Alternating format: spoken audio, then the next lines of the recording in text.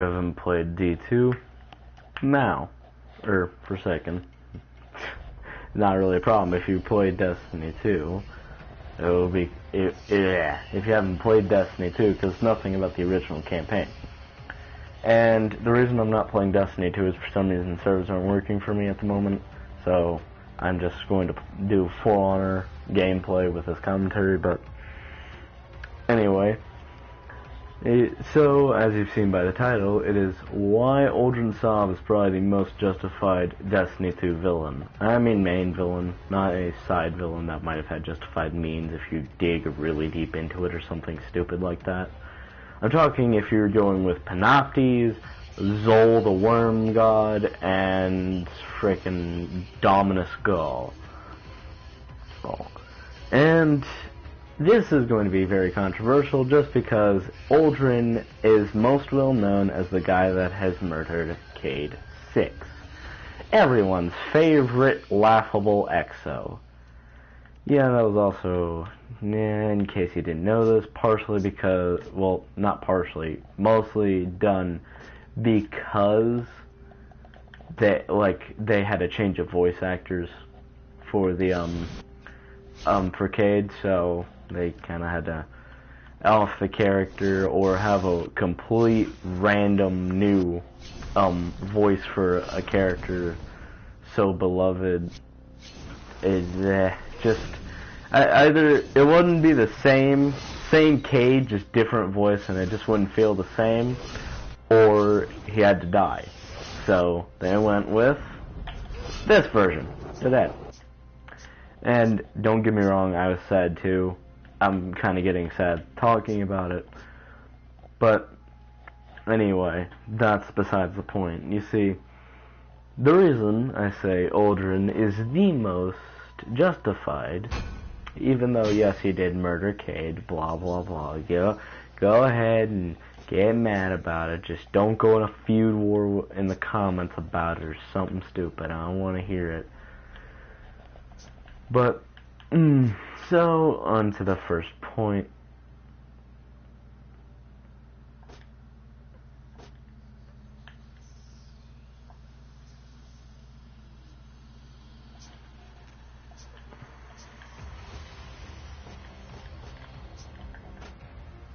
Hey, what the fuck is happening? I don't get it. There's a problem.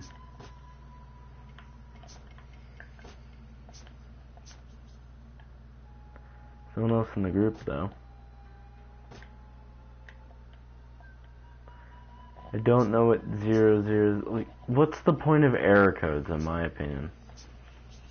Well, not in my opinion.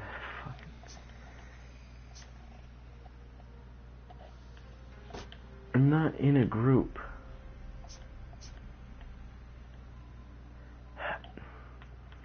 Well, that sucks. Time to get on with it then. Sorry, this will only be a commentary over not even true gameplay, but moving on.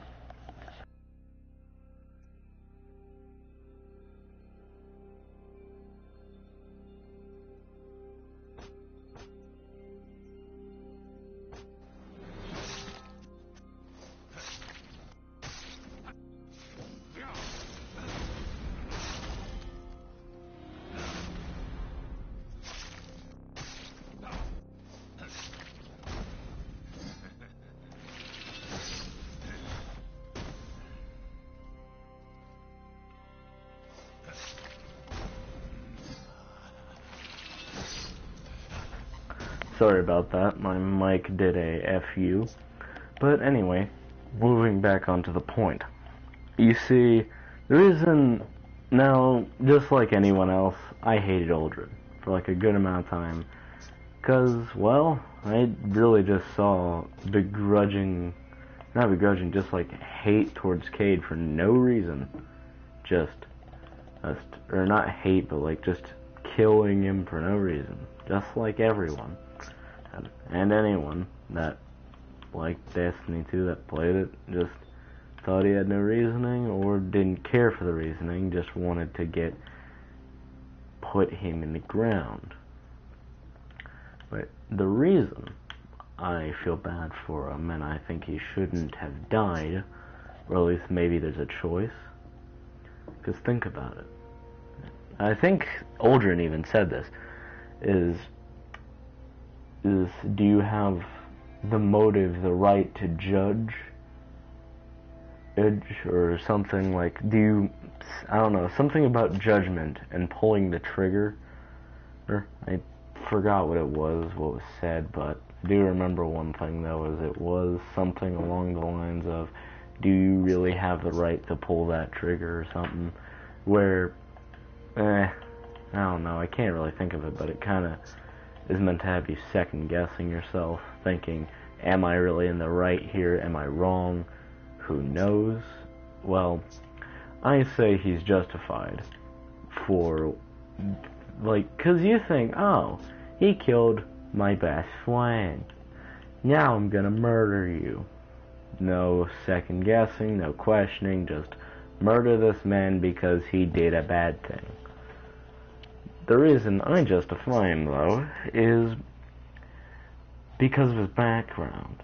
You see, any Destiny 2 player and Destiny 2 player alone, I kind of fall into the spectrum. I do know a good amount of Destiny 1 related crap, probably because I have a friend that played Destiny 1 like it was nothing, like just all the time. But the reason I justify, I say Uldren is justified is because of that background. I figured out his background, I think before I actually beat the campaign, because before I wanted to Nova Bomb the shit out of him. But now, it's not the case. I feel bad for the guy. And the main reason is the background and the stuff he actually had to go through in Forsaken itself. Just, yeah, kind of makes you feel bad for the guy. Except for the people that really despise this man. They're not gonna care. Oh, they finally put the wolf thing for Voidiger. They didn't have that for a while. Wait a minute. I have. Nice. Alright, anyway. Moving on. Let's try this again.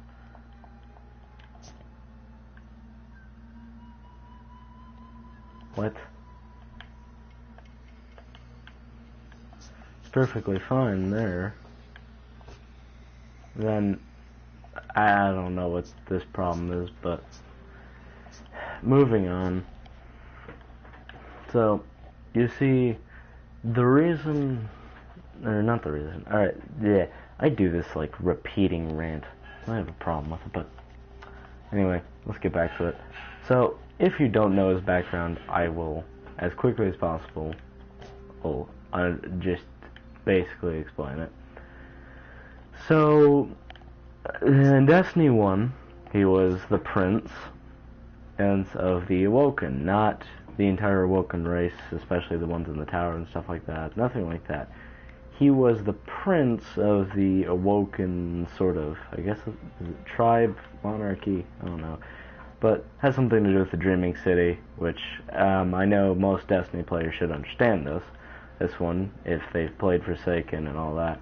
Dreaming City, nice place, I've been there, although, because of account resets and all that, yeah, it's not letting me, or I have to go through it again, but I'll be happy to go through Forsaken again. It was a good storyline, it was fun too, and I really recommend actually picking it up if you don't have it already, and you do love Destiny. It's not like you've played it once and just went, this game. But, moving on, and it was something to do with the Taken King, Oryx. And I believe if I'm getting this correct, I might be getting this wrong, and if I am, someone that knows this DLC a bit better than me, please do correct me. But if I'm correct on who did this, all I know is his entire race, the entire Awoken race, wiped out. Thanos snap, just out of existence. They're gone. And Oh, I felt like, oof, that definitely probably hurts. And then this was also his sister, Mara Sov, that chick that's a hallucination, which I think you can, again, I did give that spoiler warning, which I think you can actually get her back as like a side mission after you've beaten it. I don't know how, and all I know is that it's a thing that is possible if I'm getting it correct.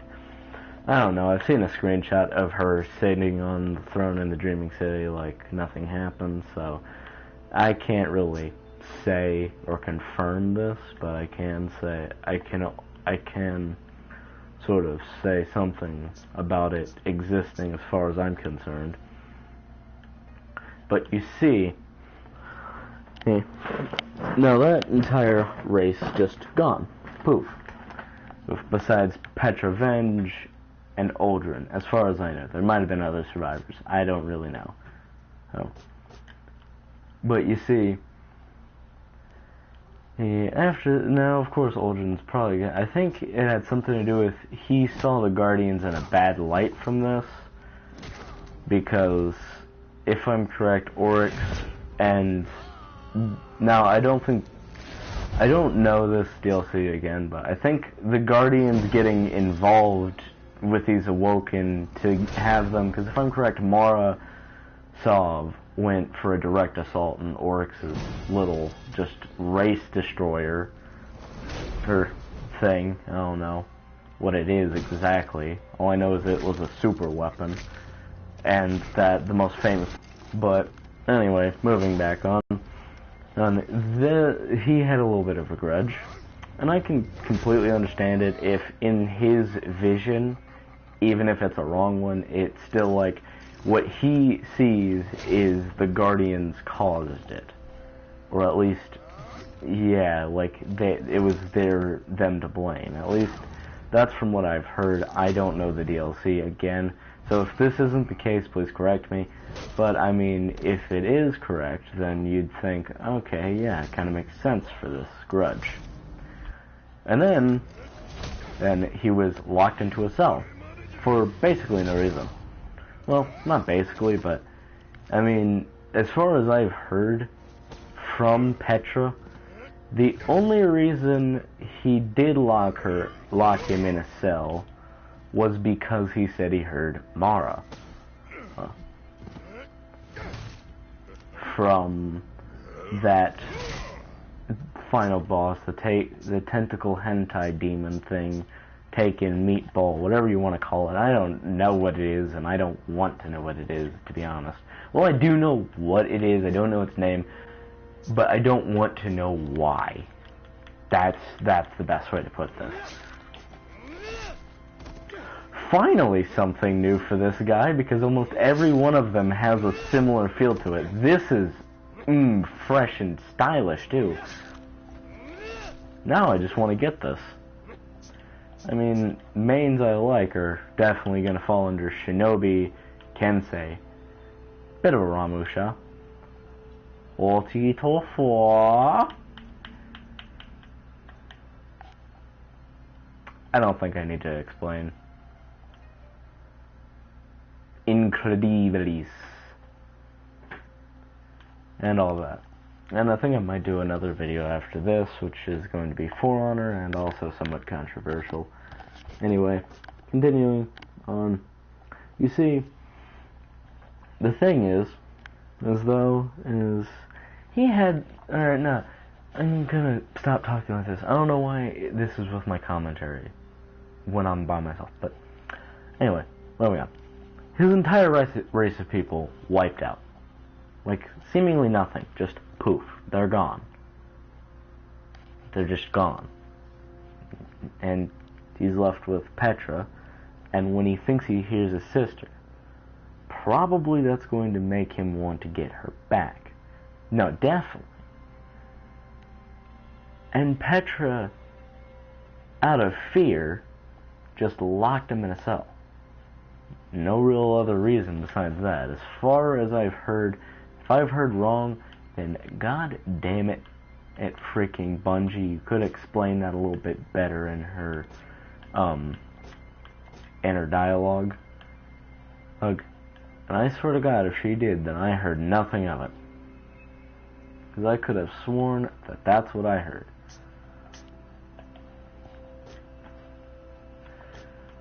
But, besides the point, it is Uldren being this justified. Being justified in any sort of sense, most people would say he's not justified. Don't even try to give him the light of day. He should die. That's almost everyone's take on this matter, is Uldren should be put to the, just burnt at the stake at dawn, freaking no mercy, no reason to even just give, don't even try with this guy. That's basically what everyone's saying about him in this DLC. You don't want him, and you're gonna get rid of him. That's what a lot of people are trying to get out of this. Or, not trying to get, but that's what everyone is loving about this DLC. Hey, lose their favorite character, well, get the DLC, and you can fuck the bitch up. Basically, just, meh, just, I think we all understand what the situation there is. But he's justified, at least in my eyes and my opinion, for the reason that he had that entire race wiped out, all that crap. But let's also add this. Now, you might see in the game, his eyes are growing gradually darker with foggy looking sort of black smoke. That is whatever the frickin' meatball thing is taking over him. So he's probably going to be a lot more hostile and evil from this thing. And if it has nothing to do with him taking a pop out of Cade, then by all means, correct me. But still, you'd think this would justify the end of, or the motive justifying, the mean justifying the end. I don't know, something from the Prince written in the Renaissance. I don't know what it was. Was it the means justifies the end? I think that's what it is, but it's just, this thing is basically possessing him. Well, not possessing him, but it is having some influence on him. And when you put this into perspective, you start to kind of think, you start to realize he might just be in the right here. Purely and simply for the fact that he might not even really, have done this. He might not even have tried to have done this. He might have done something a lot, and I mean a lot, less, devastating on the community's front, because of this whole thing and this whole ordeal. It seems that what the devs wanted you to do in the end was to question whether or not you were in the right, whether or not you truly did have a right motive in the end. And I mean, if your only motive was to get Cade's hand cannon, I guess it doesn't really matter. You have a justified motive to get that thing however you want if that was your only motive. But if it was for redemption, did you truly get the redemption? That's what the devs kind of have asking. If I'm getting all the... my memory is very fuzzy of this because I haven't played to the end in a good while, but if I'm correct, Uldren himself actually asks you if you truly feel like you're justified in doing that. And I mean, he could easily be thrown in a cell. He could very easily just be like, not put to the stake. What was that the first thing that come to, like, put to a sort of ideology in which, like, a punishment that isn't death. Because this man has had almost all things taken from him. In his lifetime, he's had the entirety of his race, his sister, taken away from him. And locked in a cell because he thought he heard his sister's voice, eaten by a tentacle hentai meatball taken servitor looking thing. Thing.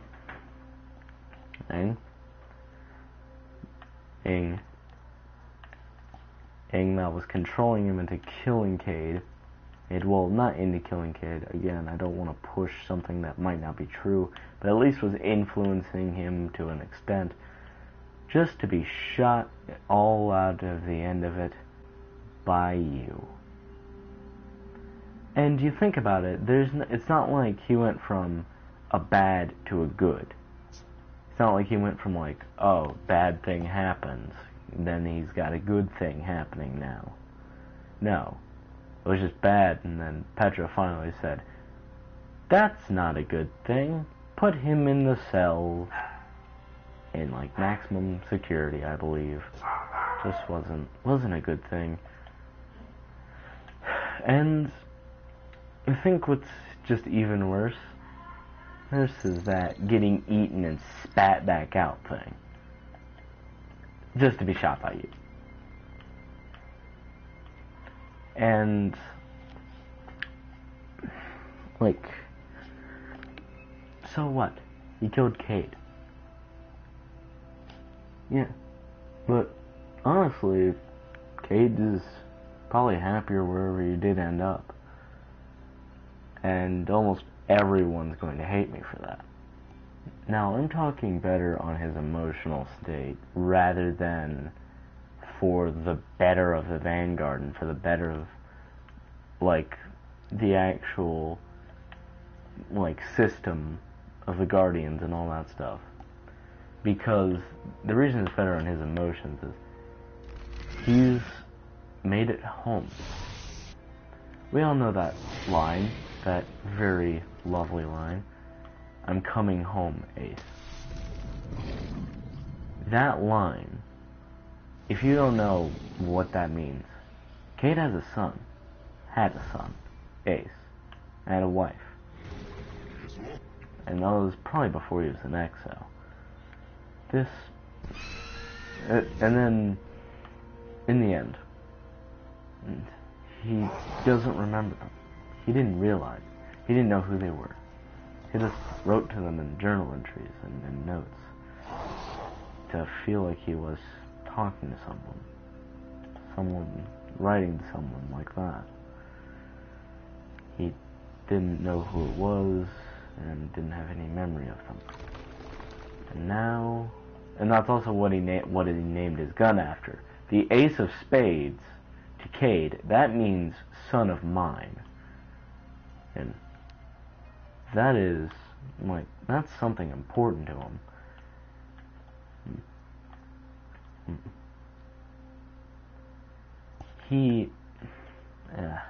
I can hardly even continue without just taking a big, like, sigh out of it, but he's probably happier wherever he did end up, because he's now with his wife and son, finally. Okay? And then you also have the fact that Uldren probably could have shown even mercy, like, you know, just spared Cade, made it not worth his time. Cade didn't try to use his last words. His final words to say to that man, how's your sister? Of all things. That's asking for it.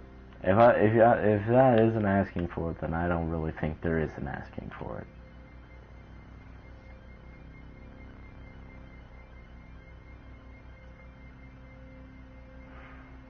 But out of all that, that's why I feel like Uldren is the most justified. Gaul tried to steal the Traveler's power. Traveler said, I'll be taking that back. Zol wanted to, I think, eat Rasputin or something. Yeah, that wasn't gonna happen. Panoptes wanted to destroy an entire timeline. No, thank you. But Uldren just wanted to be king. He wanted to be who he was, who he was set up to be originally before the Taken King, before any of that crap took place. Yes, well, or if not, Prince, alongside with his sister Mara at the throne. And then all that's wiped away with the Taken King. And then when he's locked in a cell.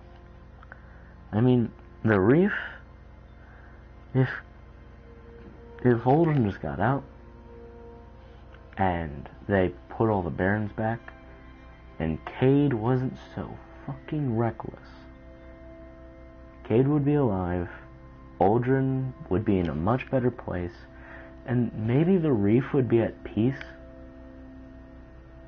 Because if Cade wasn't carelessly stupid with his ghost wouldn't have been sniped by the marksman. Because, I mean, so what, like, what if he died? Like, I'm talking before his ghost got shot. What if he died then, and just, his ghost waited till all the barons left, till Uldren left, all of them left, and then resurrected him? He would have been in a better spot. If he didn't whip out his ghost, just say, hey, little buddy, how we out here? Boom. Yeah. Thing is, that was kind of brought about himself, being that flashy, cocky individual. Now, at least he went out fighting in the most badass sequence in the entire game I ever did see. But I still do think Uldren, in the end, the means justify the end, okay? And even though the means didn't justify the end, the background did justify the end. And besides, Cade is one death in comparison to the entire Reef, not Reef, but the entire Dreaming City's population. Dead. Almost all of it. Take your choose who's in the right. Uldren, after having entire people of his own, his entire cult, his entire just group of people just wiped from existence, including his sister. Or besides him and Petra, those two survived, as far as I know. There might have been maybe a couple that, well, I think the ones that turned into Taken in the Dreaming City, those sisters or something, I don't know. But pretty much just wiped, gone. Like that. Thanos snapped out of there. In comparison to you losing one Guardian. To his own cockiness. I mean, he kind of... It wasn't him that killed him. They could have spared him. The Barons could have. And Cade could have just never gone out in the front lines again. But you think about this. Cade could have ended up like that in the Red War. He could have been dead long before Uldren and Forsaken. And the reason for that is probably because, and the reason for that is because he's so reckless. So if that is late, I wouldn't be surprised if he did finally die, in the Red War, in the main campaign. I wouldn't have been surprised. I would have been sad, but I wouldn't have been surprised. Because when you think about it, this man is reckless. Really reckless. Of course, he's immortal. I mean, I'm just as reckless when I'm playing the actual game. I don't really care if I die unless I do have a respawn restriction, then I might be a bit more cautious. But if I have all means to die, I'll throw a grenade right in front of my face and then blow up with it. But the fact that he didn't think, well, my ghost is vulnerable, and it's not immortal, to whip it out to ask for help instead of saying through like a... Because your ghost doesn't pop out to heal you. And all that. So when you truly do put this into perspective, it seems like Cade just brought it upon himself in the end, and Uldren had so much stacked on his favor of being justified to kill this one guardian that, sure, you might have been friends with, and whatnot, but you think your loss is bad? Imagine this. You are the, I don't know, king? Yeah, let's go with king. And I know that's kind of trying to put it too much to Uldren's shoes, but I don't want to say president. It's just easier to say king or emperor to me.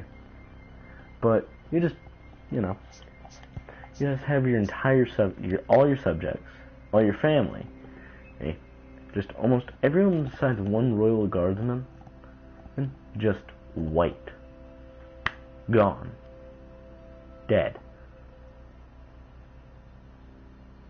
And then you're to be locked in a cell. No, because you thought you heard something from some magical force, basically, just beckoning you.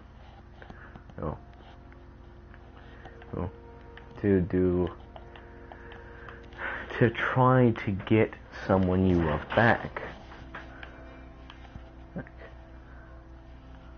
And all that. And sort of jazz.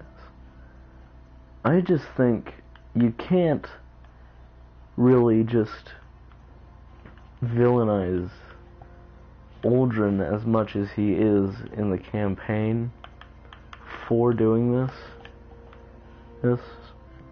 He has so much bad that happened to him that good and no real good to balance that out.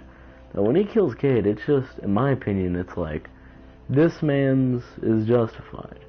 Now before I really knew the character, I was just as mad as anyone else.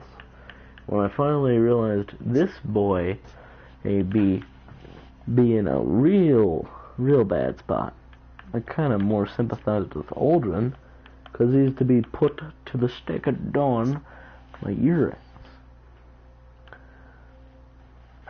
I mean, I can understand if you want to kill him. I can understand if you don't really care what I'm saying in this video. I don't really care if I influenced your opinion or not, or if this is anything to really just, I don't care what someone else thinks of this video. I don't care if you're gonna hate on me for this. I still think Uldren should not have been killed, should have been punished. I'm not saying he shouldn't have gone unpunished, but not killed. The barons, yes, they can die, especially the marksman, because that's the one that pretty much caused Cade's final moments. Anyway, time to end this video. Bye.